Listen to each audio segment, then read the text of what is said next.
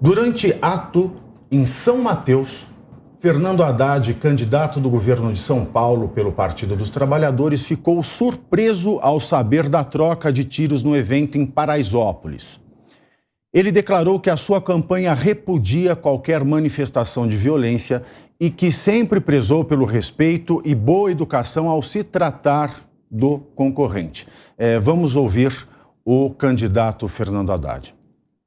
Estou fazendo uma campanha de paz e muito respeitosa.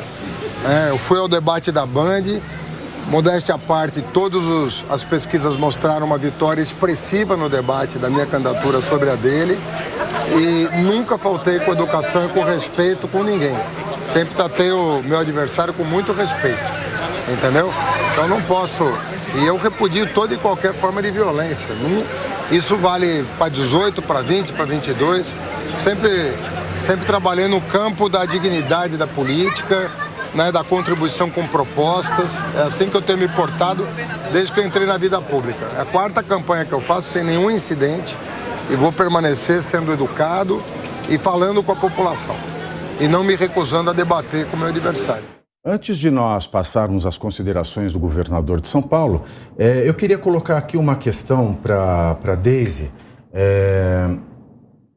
Veja, a afirmação do candidato Fernando Haddad institucionalmente é muito correta, né? Mas incomoda um pouco, né, a forma como ele coloca a minha campanha. É claro, nós sabemos que a campanha não faz parte do crime organizado. O crime organizado tem vida própria, como o empresariado tem vida própria. O que diferencia é que um é honesto, o outro é desonesto. Um traz progresso, o empresariado, o outro traz atraso, traz dor, traz morte, traz infelicidade. Mas são entidades separadas. Um empresariado pode ter seu candidato preferido e o crime organizado pode ter o seu crime preferido. A campanha do Haddad, de fato, não é o crime organizado. Não. Mas a partir do momento em que só um candidato ele sofre as consequências desse ato de marginalidade, de violência, fica difícil você não vincular um ao outro. Como é que fica essa questão? Porque a gente só fala aqui, eles atacaram a campanha do Tarcísio, não atacaram a campanha do Haddad. De fato, isso não faz parte da campanha do Haddad. A campanha do Fernando Haddad não tem nada a ver com esse atentado, com esse tiroteio, com essa intimidação, seja lá o que for. Mas como é que a gente lida com esses fatos de maneira que a gente também respeite essa interferência ininterrupta do TSE, a forma de noticiar, a forma de publicar as coisas? Como é que a gente tem que lidar com esse fato? E o que você achou da fala do candidato Fernando Haddad? Olha, Pavinato, eu acho que o problema nessa história toda, de forma alguma, é o Haddad, né? Então, é o problema de, por exemplo, apedrejar o veículo da Jovem Pan. Isso é um problema. Mate o mensageiro, né? A imprensa que está lá fazendo o seu serviço. O problema é tentar ferir um candidato ao governo do Estado. Mas a gente precisa lembrar, por exemplo, só o último debate entre o Haddad e o Tarcísio, a forma respeitosa com a qual eles se trataram. E, inclusive, com um aperto de mão final que a gente esperava também nesse último debate. Então, fazer algumas associações no momento em que eu estava olhando as notícias aqui, até o presidente Jair Bolsonaro falou que não vai se precipitar em dar nenhuma declaração, eu acho que isso pode ser muito perigoso. Então, nesse momento, o que a gente esperava do adversário do Tarcísio foi exatamente isso, uma declaração de paz, de respeito. O Schumpeter, que é um autor da ciência política, ele fala, né, as massas seguem os seus líderes. Então, os líderes, pelo menos no governo do Estado de São Paulo, estão dando exemplo. Eu não esperava nada menos do Haddad, do que ele fez e das próprias instituições que estão se manifestando, estão correndo atrás para ver o que aconteceu, né? Esse não é o momento da gente incitar nenhuma discussão, nenhuma violência, muito pelo contrário, é fazer o que eles estão fazendo. Perfeitamente. Tomé, antes aqui de eu dar prosseguimento também, eu posso, de fato, a gente não pode fazer esse tipo de ilação, seria irresponsável, né? Mas muita gente tem aderido a essa campanha hostil contra o candidato do Republicanos em nome do que se chama de Frente Ampla pela Democracia. Você acha que o crime organizado está na frente amplíssima pela democracia, Tomás? Claro que não, né? O crime organizado é o crime organizado. Eles querem que os ditadores estejam no poder. Aliás, a gente vê muito a esquerda flertar com o crime organizado. É só a gente olhar aqui em volta, né, do nosso país, os outros países, como agora foi eleito o presidente da Colômbia, que ele disse que ele vai soltar os meninos. Nós temos o PT sempre defendendo, né, os direitos, né, dos mais pobres, das pessoas mais simples, mas nunca se leva em consideração quando acontece algum time de crime contra essas pessoas mais pobres. Eles olham a cor da pele da pessoa que cometeu o crime e eles direcionam porque é mais interessante para eles. Nós vemos decisões e exemplos errados da sociedade que refletem o nosso dia a dia no país, que vem lá de cima. Quando nós temos decisões de ministros do Supremo Tribunal Federal que acabam com a prisão em segunda instância, que acabam com a Operação Lava Jato, com as decisões da 13ª Vara de Curitiba, do TRF4, desembargadores de Brasília, quando se soltam criminosos. Quais são os criminosos que estão presos no Brasil hoje de todos os crimes que foram cometidos? Ninguém. Até Gedel Vera Lima, com todas aquelas malas, aqueles milhões no apartamento, está aí andando por Brasília. Então o exemplo é dado de maneira muito errada. E isso reflete nesses atentados? É claro que reflete. O primeiro ponto, nós temos que trabalhar para mudar as nossas leis. Não existe bandido bom. Bandido tem que estar na cadeia. Nós temos que ter uma política de tolerância zero contra o crime organizado. Nós temos que ter uma polícia respeitada, que receba bem e, mais do que isso, que tenha segurança jurídica para que possa tomar a frente das atitudes necessárias. Hoje um policial, ele tem um medo tremendo de tomar algum tipo de atitude pela falta de segurança jurídica. Se você está hoje vendo um assalto, você primeiro tem que pegar a sua arma, dar um tiro para cima para depois você poder alvejar um bandido, um criminoso armado na sua frente. E aí, quando prendem, eventualmente, um bandido, quando isso acontece, ele vai para uma tal de audiência de custódia, onde ele tem que dizer se ele foi bem tratado, se não bateram a cabeça dele para entrar no carro. E aí é óbvio que ele é orientado pelos seus advogados para falar um grande absurdo sobre o tratamento que ele teve. E aí quem acaba sendo criminalizado é a pessoa de bem, é o policial. Então, hoje no Brasil, as coisas estão invertidas, os valores são invertidos. Isso acontece por quê? Porque desde a redemocratização do Brasil, nós tivemos uma classe política que sempre se preocupou em colocar leis para proteger bandidos e não a sociedade civil. Isso que aconteceu hoje é apenas um reflexo do que acontece no país ao longo dos anos, ao longo dos dias, e o que cada um de nós, brasileiros de bem, temos que passar. Na época do PT, tínhamos mais de 65 mil mortes por ano por crimes violentos. Hoje, nós já temos um número muito menor por conta das políticas que foram colocadas pelo atual governo.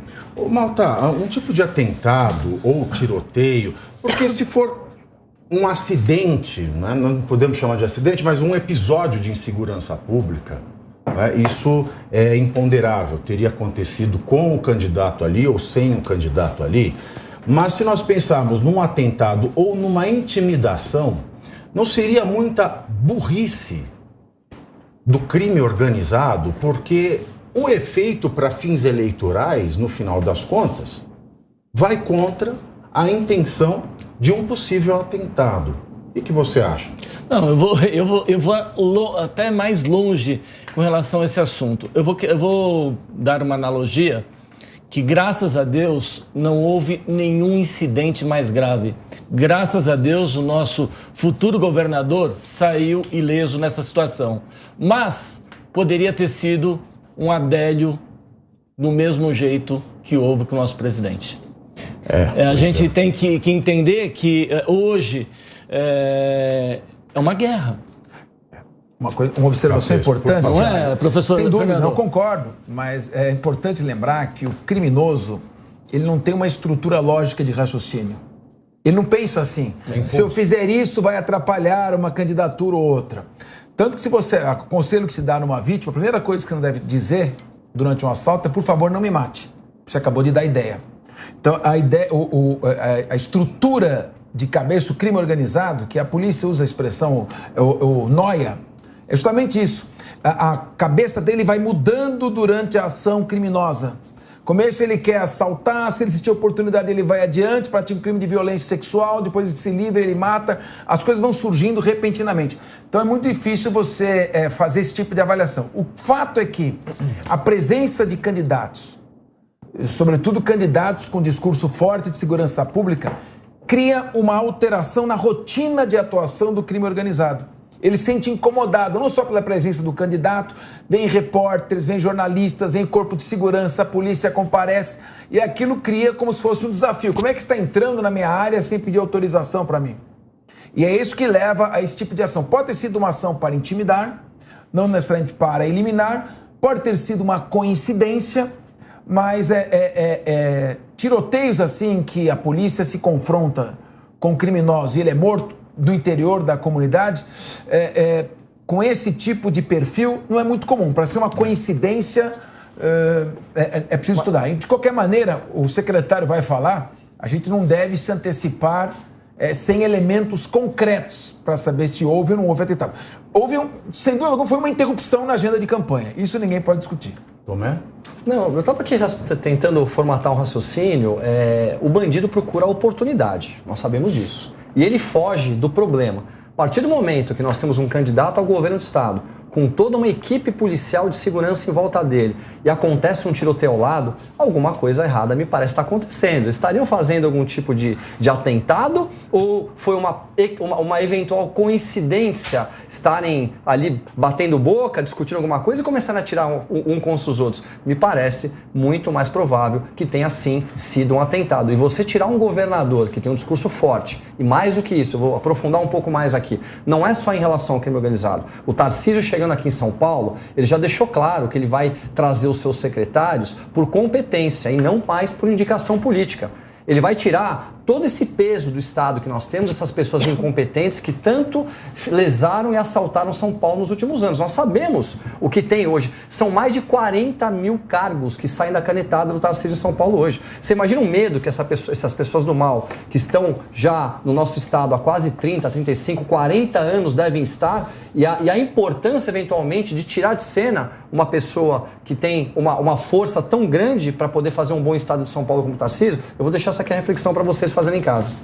Bom, eu queria aproveitar desde aqui também fazer uma pergunta. Não é preocupante, é um sinal de alerta, né? Porque quando o crime organizado ele começa a pautar a discussão das eleições, por exemplo, hoje nós íamos discutir aqui profundamente o debate, né, de ontem, o primeiro debate entre os candidatos a presidente no segundo turno, né, que foi um debate surpreendente em muitos aspectos. Mas nós estamos aqui falando de um possível atentado, um tiroteio ou uma intimidação, não se sabe ao certo ainda. Então, as eleições começaram a ser pautadas pelo crime organizado. Isso é muito sério, não é, Deise? Pavinato, tu sabe que eu estava vindo para cá quando eu soube da notícia, né? E a gente fica até consternado em ter que falar disso, né? De novo, a gente viveu isso em 2018, né? Um atentado à faca num candidato presidente da República. 4 anos depois, a gente vive de novo o episódio de violência. Ontem ainda, com os colegas jornalistas, a gente estava comentando essa falta que as pessoas fazem de confundir liberdade de expressão com o discurso do ódio, né? Como esse discurso do ódio está institucionalizado na sociedade, a gente está achando normal cruzar algumas linhas que não deveriam ser normais, né? A gente está agora no meio de uma campanha onde a gente, de novo, eu reitero o ponto inicial aqui do que eu falei, a gente deveria estar discutindo saúde, educação, os policiais, né? A própria participação dos policiais na sociedade civil, e a gente está discutindo o crime organizado e, de novo, um atentado a um candidato, né? Um atentado na política, a política como forma de violência. Então, eu confesso que eu ainda estou um pouco assustada com tudo isso, porque é triste, assim, 4 anos depois a gente retoma esses episódios de violência física, né? Exatamente.